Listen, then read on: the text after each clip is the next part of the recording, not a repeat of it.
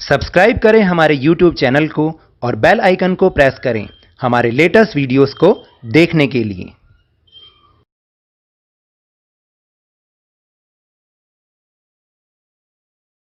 Hello and welcome to Lavneesh sir की class. आज की ये शिक्षा निदेशालय राष्ट्रीय राजधानी क्षेत्र दिल्ली की वर्कशीट नंबर 26 जो कि कक्षा 8वीं के विद्यार्थियों के लिए है।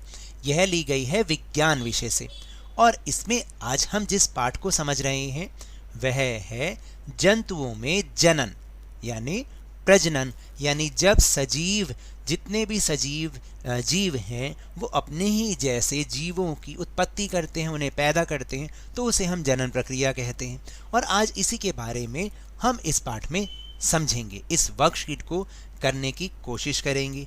तो देर ना करते हुए शुरुआत करते हैं मेरे साथ और समझने की कोशिश करते हैं।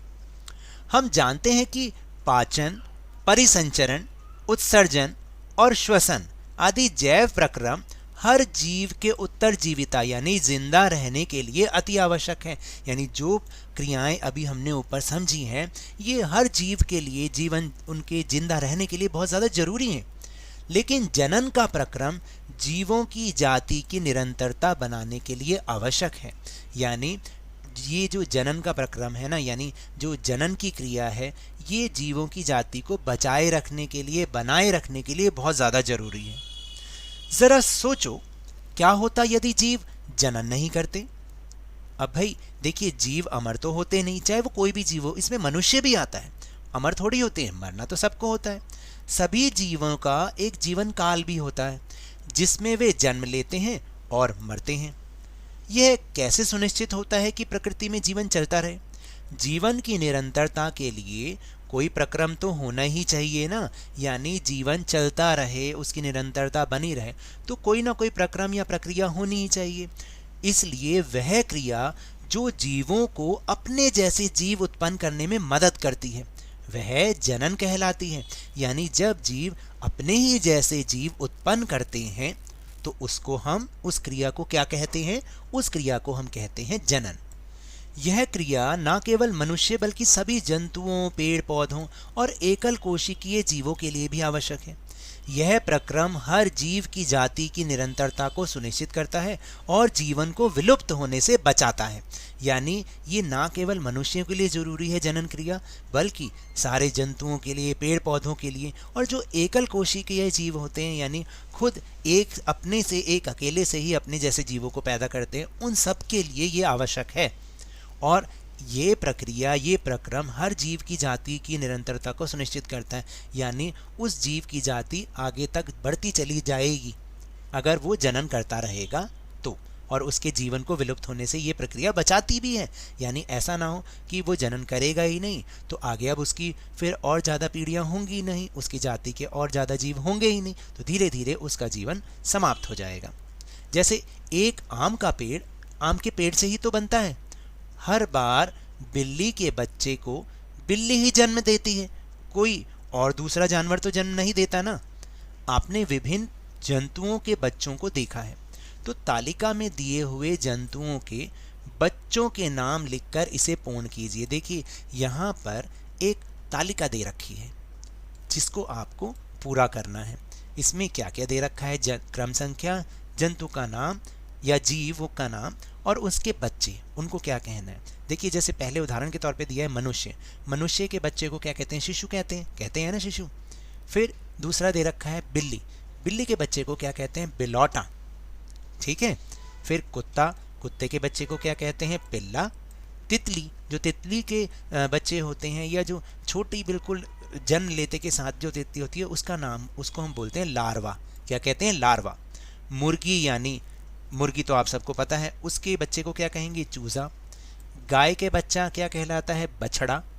और मेंढक का बच्चा, मेंढक का डिंभ कीट कहलाता है। क्या कहलाता है? डिंभ कीट। इंग्लिश में से टेडपोल कहते हैं, छोटे जो मेंढक होते हैं उनको। तो चलिए अब हम जानेंगे जनन की विधियां, यानी ये जनन की प्रक्रिया आखिर कैसे होती है। यहाँ पर एक टेबल के फॉर्म में भी, एक फ्लो चार्ट की फॉर्म में भी दिखाया कि जनन की विधियां, दो प्रकार की जनन की विधियां होती हैं। एक को लैंगिक जनन कहते हैं, एक को अलैंगिक जनन कहते हैं। देखिए, पादपों यानी पौधों की तरह ही जंतुओं में भी जनन की दो विधियां होती हैं। एक तो लैंगिक जनन होता है, जिसमें नर युग्मक एवं मादा युग्मक के संलयन द्वारा जनन को लैंगिक जनन कहते हैं। इस क्रिया में दो जीव यानी नर और मादा मिलकर एक नई संतति यानी बच्चे को बनाते हैं। अब आपको समझ में आया लैंगिक जनन किसे कहते हैं और अलैंगिक जनन किसे कहते हैं। जनन का वह प्रकार जिसमें केवल एक ही जीव भाग लेता है, यानी एक ही जीव अपने द्वारा जनन प्रक्रिया करके अपने जैसे जीवों को बना लेता है। तो ये थी जनन की विधियां और जनन के बारे में कुछ सूचना। चलिए अब स्वयं को जांचने के लिए कुछ प्रश्नों के आसान से प्रश्नों के उत्तर देने की कोशिश करते हैं। तो पहला प्रश्न है कि जनन को परिभाषित कीजिए, यानी जनन की परिभाषा दीजिए।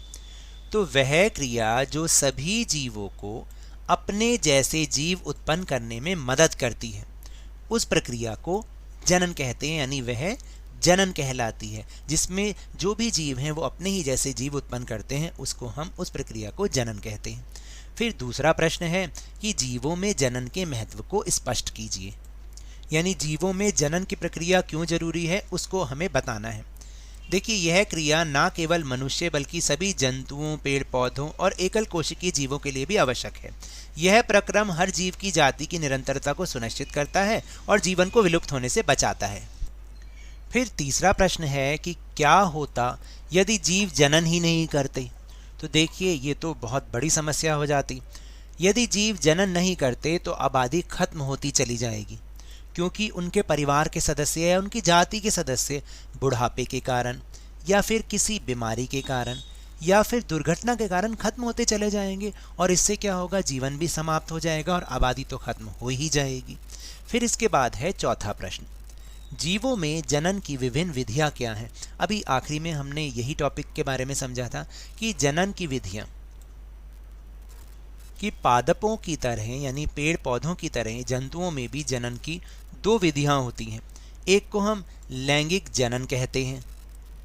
देखिए, लैंगिक जनन में क्या होता है, नर युग्मक एवं मादा युग्मक के संलयन द्वारा जनन को लैंगिक जनन कहते हैं। इस क्रिया में दो जीव यानी नर और मादा मिलकर नई संतति यानी नए बच्चे को बनाते हैं या जन्म देते हैं। और इसके बाद दूसरा होता है अलैंगिक जनन।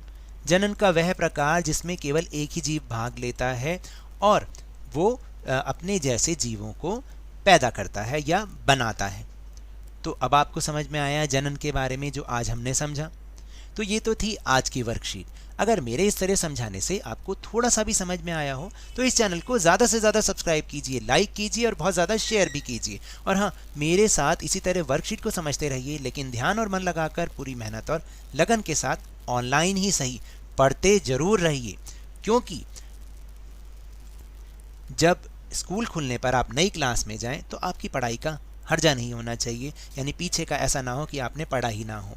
और इसके अलावा यदि आपको कोरोना वायरस को हराना है ना, तो मास्क जरूर लगा के रखिए, क्योंकि जब तक दवाई नहीं तब तक कोई ढिलाई नहीं। धन्यवाद।